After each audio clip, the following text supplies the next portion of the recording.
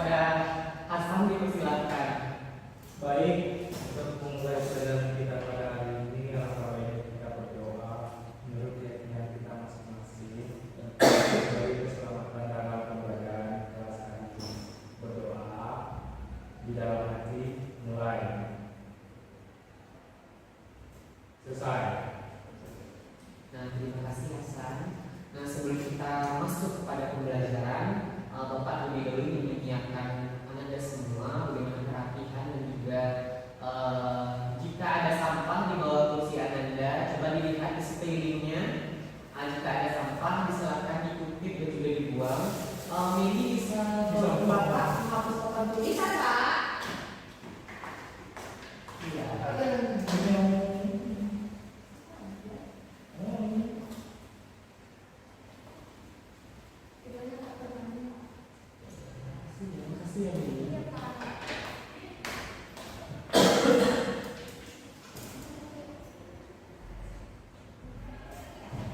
Sebelumnya Anda semua pada pembelajaran sebelumnya kita sudah membahas mengenai asal usul dari nenek moyang bangsa Indonesia.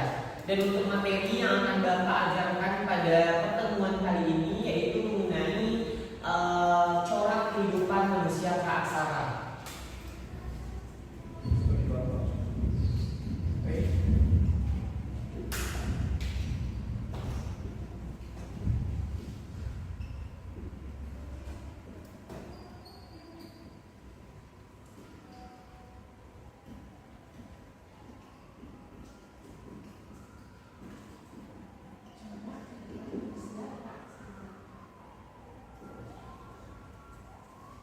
Nah, dengan pada pertemuan kali ini kita hanya membahas dua indikator, yaitu yang pertama mengenai corak kehidupan pada masa berburu dan juga meramu.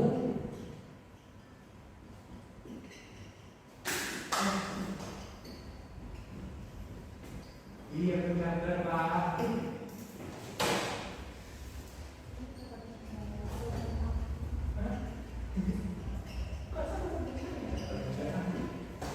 Nah, jadi ada dua poin ataupun dua indikator yang akan Bapak ajarkan pada hari ini, yaitu ada pada masa berburu dan juga meramu, dan yang kedua ada yang namanya masa bercocok tanam.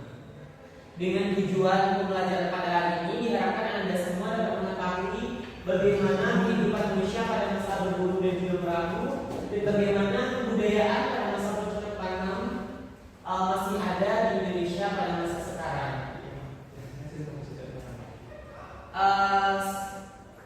Penilaian dari pembelajaran Bapak sendiri itu tidak hanya dari aspek pengetahuan saudara yang Bapak nilai, tapi juga dari bagaimana saudara bertingkah laku dalam pembelajaran. Jadi attitude saudara dalam pembelajaran Bapak kasih poin penilaian itu sebanyak 10 poin. Kemudian keaktifan dan juga tugas-tugas lainnya itu bernilai 40 poin. UAS dan juga UTS itu 25 dan juga 25. Jadi totalnya 100 poin. Dan untuk kegiatan pembelajaran kita pada hari ini di mana nanti Bapak terlebih dahulu menjelaskan pada masa periode ini berburu dan juga meramu, dan yang kedua pada bagian kehidupan bercocok tanam ini nanti saudara akan dibagi menjadi dua kelompok untuk berdiskusi ataupun nantinya akan dihadirkan sebuah kasus yang harus dipecahkan.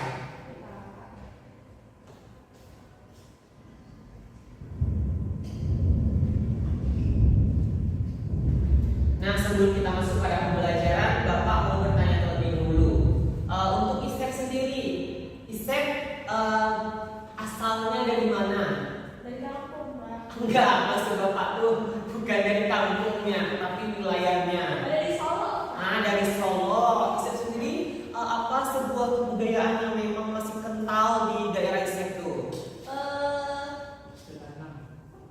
Maksudnya Pak, kerjaan. Kebudayaan itu tidak hanya bersifat tari-tarian, kemungkinan juga ada 7 unsur dari kebudayaan. Salah satunya itu ada namanya bagaimana pekerjaan masyarakat di situ yang memang sudah turun-temurun gitu. Isek kan kebetulan kan dari Solo nih, dingin gitu tempatnya.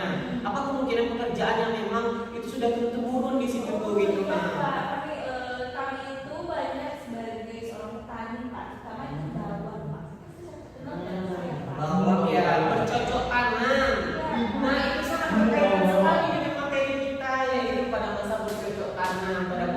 Pak.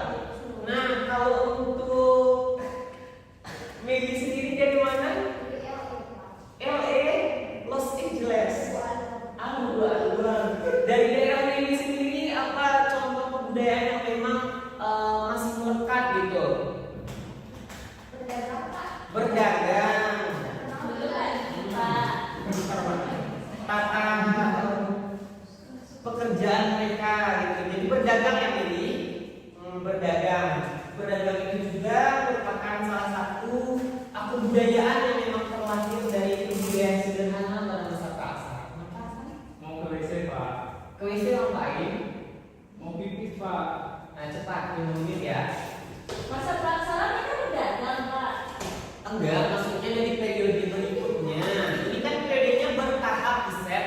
Dari yang sederhana kemudian sudah mulai bercocok tanam, nanti ada pendagian, sudah mengenal yang namanya logam dan sebagainya.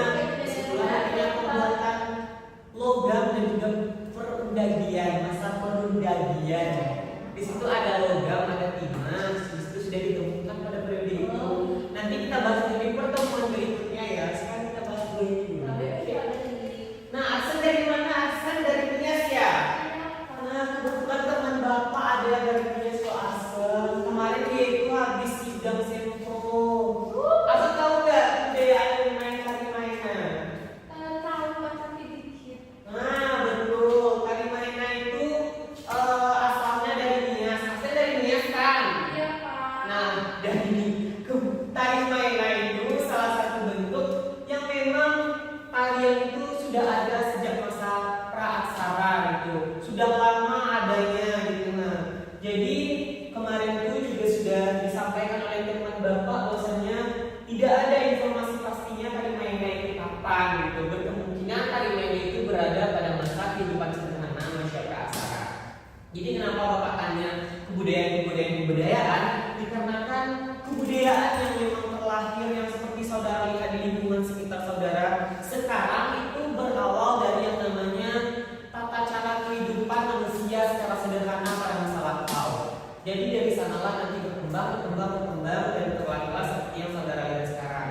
Kebudayaan yang ada di sekitar saudara tersebut bukan berarti semuanya memang seperti itu dahulunya. Pasti ada perkembangannya gitu kan. Sesuaikan juga dengan perkembangan zaman. Nah, kita masuk dulu ya ke bagian ini, berburu dan juga meramu.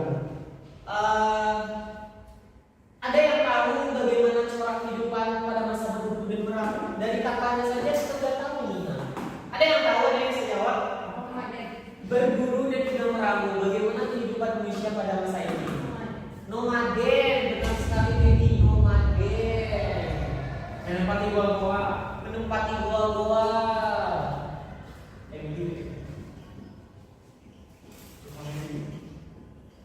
Nah, jadi benar apa yang dikatakan Mendy dan juga Habil pada masa berburu dan juga meramu ini ada dua pembagian juga.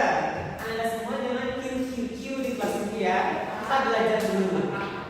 Jadi pada masa berburu dan meramu ini juga terbagi dua. Anda semua ada pada masa berburu dan meramu tingkat awal dan juga ada pada masa berburu dan meramu tingkat akhir.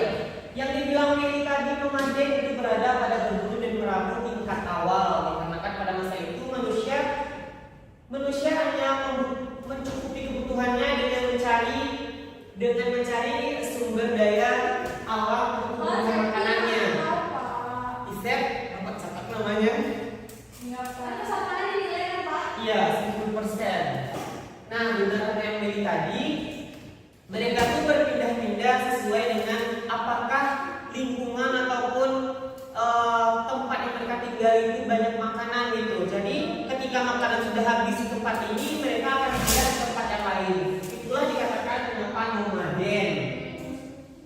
Mengerti? Ngerti, Pak. Nah, kemudian menempati goa-goa seperti yang dikatakan Habil tadi. Ini berada pada berburu dan meramu tingkat akhir, di mana diketahui Tingkat akhir, Pak. iya, ini tingkat akhir ini terbagi dua, ada cinta. Kok kita masuk tingkat akhir? Karena tingkat akhir ini sudah mau menuju pada masa bercocok tanam, makanya itu tingkat awal, ini tingkat akhir. Oh, baik. Udah mau, ini kan sudah mau menempati gua-gua nih. Gua-gua ini lah menjadi penanda berikutnya pada masa bercocok tanam manusia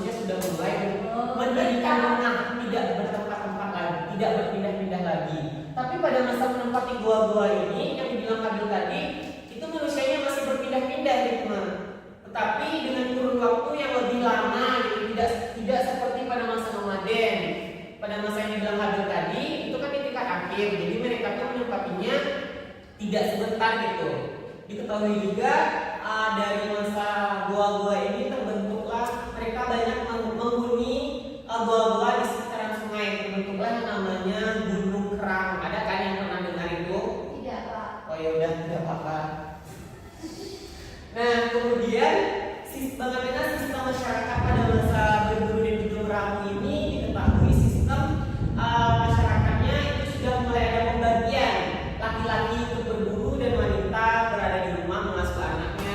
Tugasnya seperti kodratnya seorang wanita, melahirkan, mempunyai anak, menyusui gitu, seperti itu. Tapi sekarang nggak boleh kayak gitu, Pak. Hah?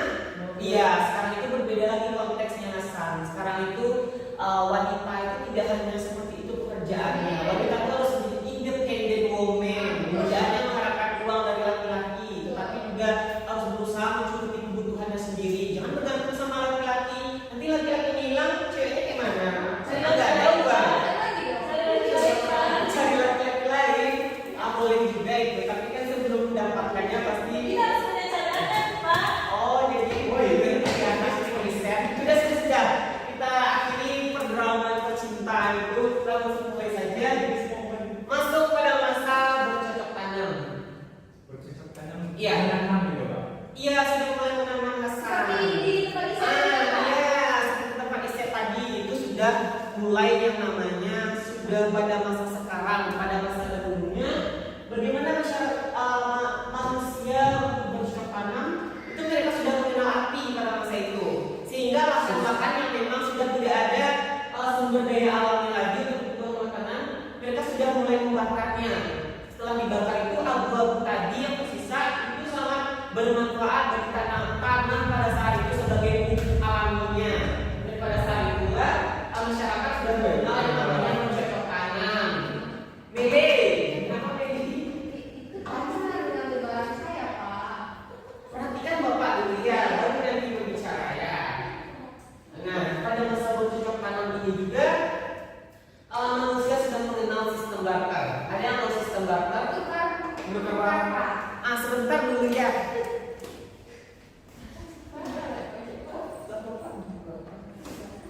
Bapak tadi dibawanya Bapak soalnya. Siapa istri Bapak? Nah, Itu apa? ada yang bisa mendefinisikan sistem barter dari gambar ini? Satu jual ikan, satu jual daging. Satu jual ikan, satu jual daging. Jadi badannya apa bagus, Pak? Nah, Nggak sepadan, Pak. iya, Daging satu bagaimana? jual. Nggak Ada sepadan. nampak? Ada nampak aksen? Nampak, Pak. Nah, ini adalah salah satu contoh bentuk sistem barter. Ada yang bisa mendefinisikan sistem barter itu apa? Asep? Apa, Pak? Dari gambar ini apa yang bisa di-set definisikan mengenai sistem barter? Oh, sistem barter itu menukar barang dengan barang, Pak. Nah, benar sekali Sep. Menukar barang dengan barang, ditukar dengan temannya harus ada barangnya gitu. Biar bisa ditukar. Kalau kita dengan manusia, kita harus dengan manusia juga ya. Iya, dengan manusia dengan manusia. Jangan dengan binatang ya. Kalau saya tukar Meli boleh nggak, Pak? Tukar sama siapa? Sama bakso 5.000. Enggak bisa itu. Nah, itu nanti yang akan menjadi hambatan kenapa sistem barter ini enggak bertahan. Oh, gitu ya, Pak. Nah. Soalnya nilainya beda ya, Pak. Nilainya beda seperti kekerasan tadi. Masa temannya ditukar dengan bakso 5.000? Kan nilai ini tidak serendah itu. Jangan manusia, tidak ternilai. Nah, pada sistem barter ini kenapa tidak bertahan? Benar, yang dikatakan Hasan tadi bisa menjadi sebuah cerminan bagi teman-teman, bagi kawan-kawan, bagi anda semua. Seperti di gambar ini juga, yang bapak ini, bapak satu menukarkan daging, bapak dua menukarkan dengan ikan. Jika kita lihat konteks sekarang, daging lebih mahal daripada ikan kan? Iya, Pak. Nah, Udah lama nggak makan daging, nggak tahu ada daging, Pak. Tapi kemarin bapak beli 1 kilo 175. Mahal banget, Pak. Iya, mahal sekali. Makanya sistem barter ini tidak dapat bertahan sampai sekarang dikarenakan memang harga barang yang ditukarkan itu kadang tidak sesuai dengan barang yang ditukarkan nanti gitu. Nah, Berarti tadi dirugi ya Pak? Nah, rumusnya akan rugi salah satunya. Oke, hadir. Yang bagian bercocok tanam ini diketahui pada masa Indonesia sekarang ternyata tidak pernah begitu saja Anda semua. Halo, jangan menekur. Isep, ready? Iya Pak. Lihat nih, oke? Bercocok tanam ini kan memang tidak dapat dipertahankan karena nilai tukarnya. Sorry, Bapak salah tadi. Barter. Oke, stop Isep. Barter ini kan sudah tidak bisa diperlukan. Oke, stop. Isep. Oke, itu cut. Barter ini kan tidak bisa dipertahankan sampai sekarang karena udah mulai guna ketika masyarakat sudah mulai memasuki masa perdagangan. Namun Anda semua tahu tidak, ternyata di wilayah ini sekarang masih ada loh, ternyata wilayah-wilayah yang masih menggunakan sistem barter ini. Ada Pak di Papua, ada Pak. Nah betul di Papua. Ada di apa? Kalimantan. Sumpah. Ada. Terus habis Sumpah. Sumba, iya NTT. Maka ada juga Pak. Iya. Nah, karena yang akan menjadi studi kasus kita nanti ada 2 wilayah.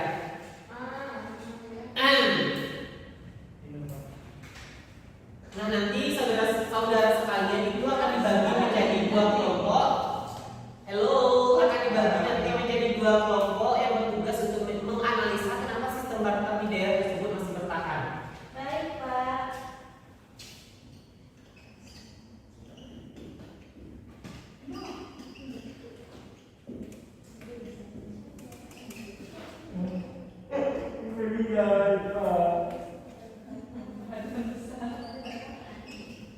Ini kamu ibu ini dia, Pak. Sabar dong, Pak. Bapaknya tereskan dalam di sini. Digoyang-goyang apa sih goyang, Pak? Goyang dulu Pak, goyang dulu Pak. Kalau kita masih tinggi.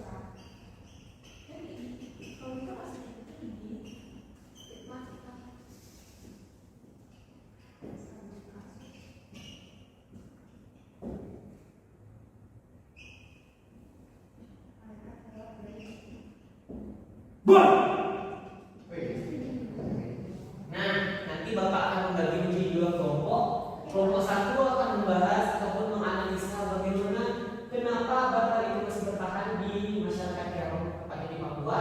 Kemudian di kelompok 2 akan membahas di pasar lebaran tepatnya di NTT. Mengapa barter itu masih bertahan di 2 wilayah ini? Itu yang menjadi studi kasus dan keaktifan saudara pada satu diskusi nanti dan juga saling kerjasama itu menjadi penilaian dari Bapak ya seperti yang Bapak sampaikan di awal tadi. Dan untuk pembagiannya kelompok 1 itu mengenai Papua, ketuanya ada Medi ada? Kemudian kelompok 2 mengenai pasar lebaran di NTT itu akan dibahas oleh kelompok yang diketuai oleh Isep, hello. Kamu membahas kelompok mengenai materi ini ya? Apa tuh Pak kosong? Labala NTT. Ada Pak, ya itunya sudah mulai memudar. Jadi Bapak baca saja itu labala NTT. Jadi pada kelompok ini Bapak pasangkan dengan kamu mau isi sama Habil. Gak boleh cowok-cewek Pak. Kamu sama masalahnya berdua. Bisa bertiga ya sama Habil dan Aksan.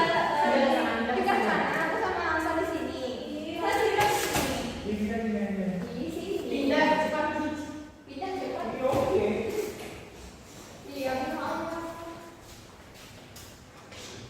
Kamu kenapa dengan Habil kamu bisa ya? Nah, oke. Nah, tugas Anda semua itu menganalisa kenapa sistem barter masih bertahan di kedua wilayah ini. Kemudian nanti pada salah satu dari perwakilan kelompok saudara memaparkan hasil analisanya. Kemudian kelompok yang lain bertugas untuk bertanya pada kelompok tersebut. Untuk penganalisan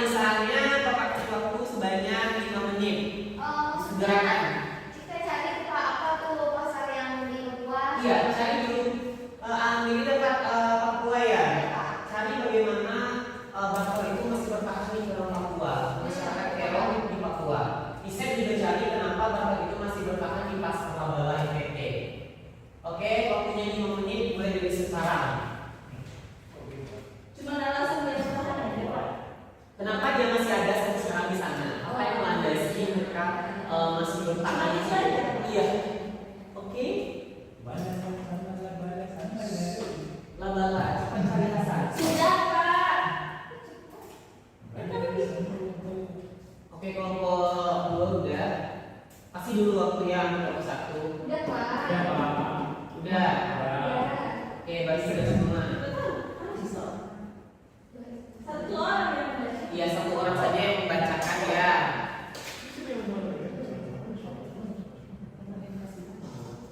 Masih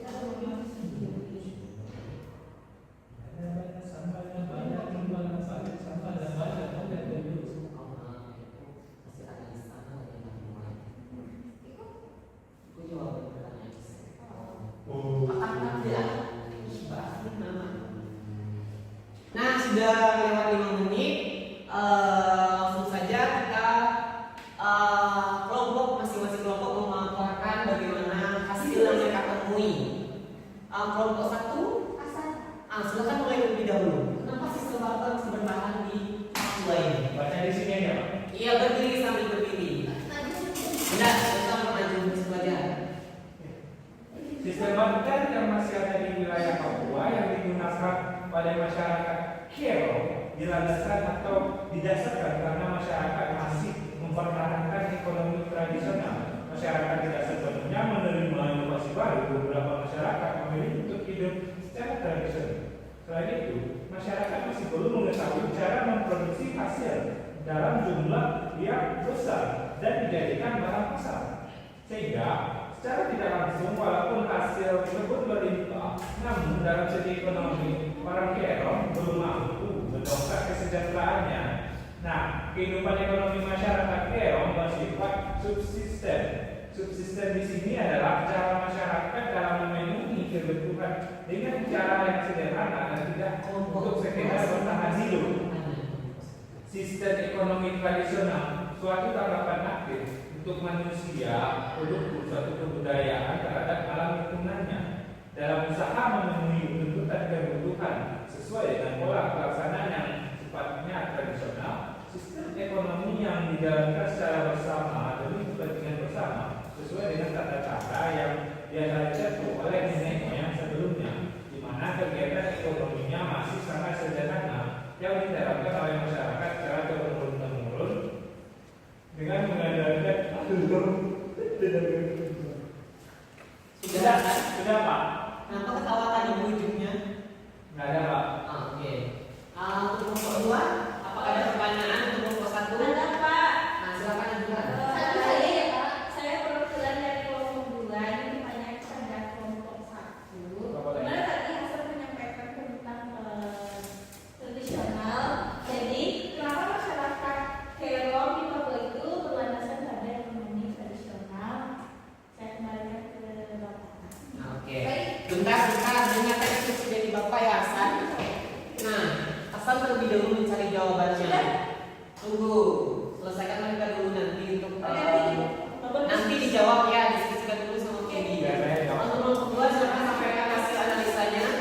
Baik, jadi hasil analisa kami terhadap masyarakat adalah Kelompok 1 Meni kamu tugas dengan jawaban pertanyaan untuk dia mempertahankan sistem perdagangan tradisionalnya ini karena merupakan satu warisan dari nenek moyang yang harus dijaga dan dilestarikan. Di mana pada masa baru ini tidak dapat dihilangkan oleh karena adanya cerita dan makna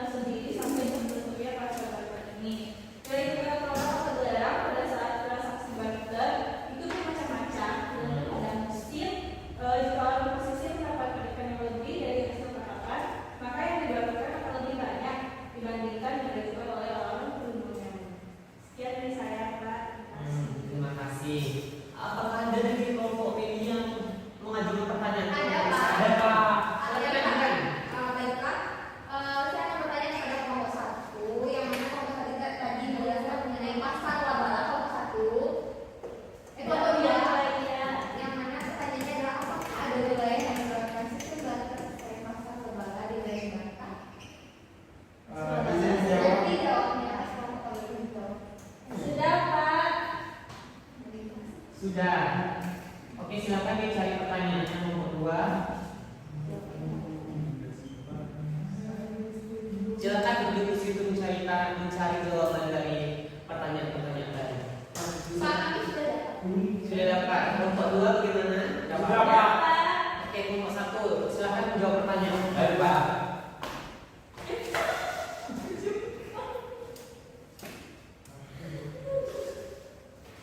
Baiklah, saya ambil pertanyaan dari kelompok 2 yang tadi pertanyaannya telah dijelaskan oleh teman saya, Septia. Nah, apa tadi pertanyaannya, Septia?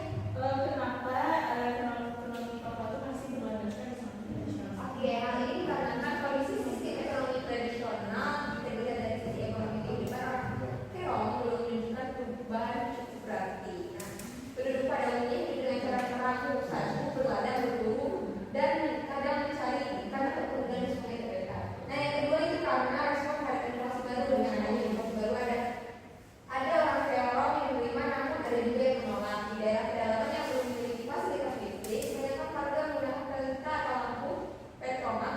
Namun ada tempat-tempat yang tertentu yang telah menggunakan solar sel sebagai lampu penerangan pada malam hari. Nah, yang ketiga itu karena kehidupan ekonomi penduduk asli Kerong bersifat subsisten, yakni setiap usaha dilakukan hanya untuk memenuhi kebutuhan hidupnya. Secara umum mereka tidak mengetahui cara memproduksi hasil dalam jumlah yang besar dan dijadikan barang pasar, sehingga tidak langsung walaupun harus memilihkan, namun dalam segi ekonomi orang Kerong belum mampu mendongkrak kesejahteraannya.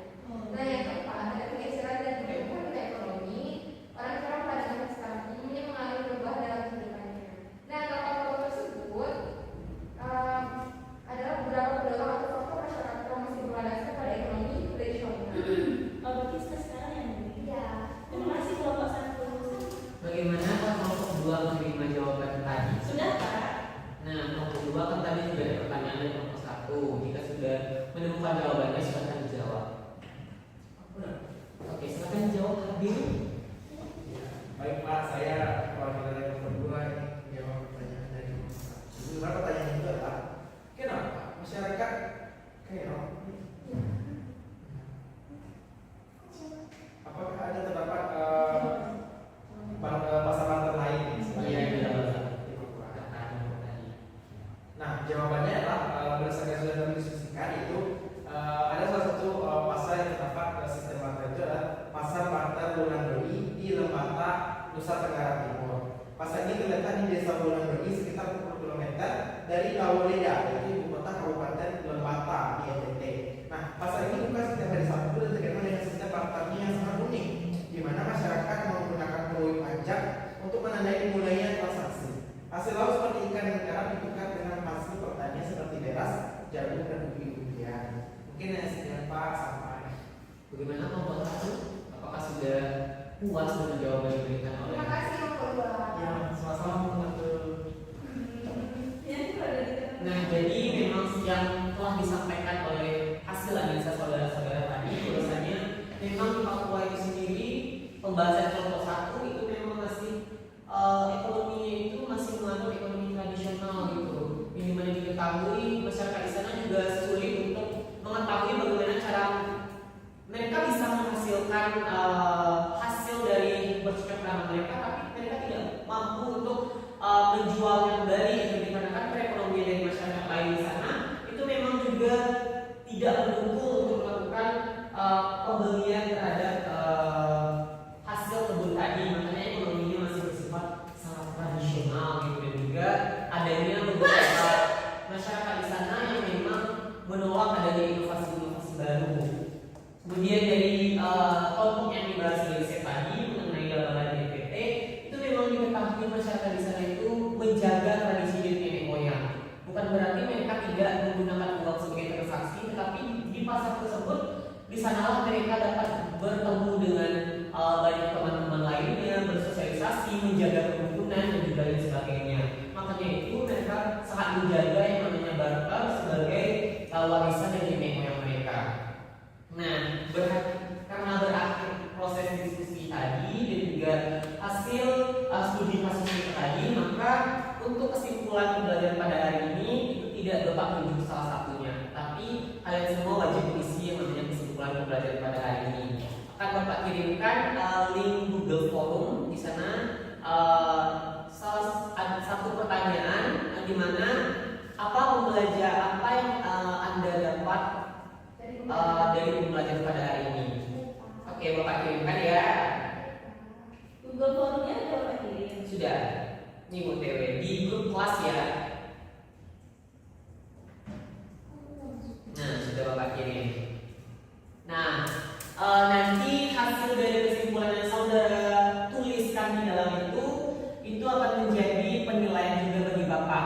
Jika memang pengetahuan saudara tidak sampai dengan apa yang Bapak harapkan dari tujuan pembelajaran tadi, maka akan ada yang namanya tidak lanjut. Akan ada beberapa soal yang akan Bapak kirimkan jika memang ada beberapa dari kalian yang remedial, yang tidak mencapai target nilai yang ditujukan. Mungkin semuanya paham dengan soal yang Bapak berikan tadi? Apa?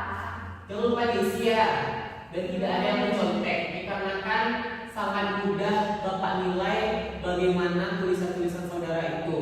Jadi diharapkan yang mencontek, karena kalau mencontek Bapak gagalkan nilainya. Nah, berakhirlah pembelajaran kita pada hari ini. Bapak mengucapkan terima kasih sebelumnya karena telah hadir pada pagi hari ini yang menuju siang. Bapak akhiri. Wassalamualaikum